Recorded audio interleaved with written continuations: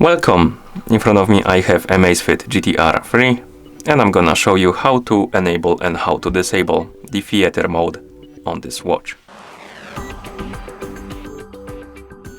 First we need to wake up the screen on our watch. To do it you can press the upper button. After you wake up the screen you can swipe down from the top of the screen to open the quick panel. On this panel you should see a bunch of icons. One of them should look like this, like the masks. This is the theater mode icon, and to enable the mode simply tap on this icon, tap on the check mark to confirm, and the mode will be enabled. You can tell by the icon changing the color to blue. Also the screen will lower the brightness by a lot, and what the theater mode does is basically it lowers the screen brightness, disables the notifications or mutes them basically, and I believe it disables all of the screen wake up features like rise to wake up and stuff like that.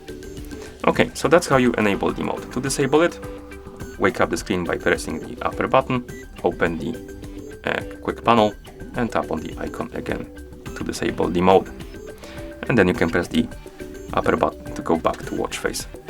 Okay, and that's how you enable and how you disable the theater mode on this watch.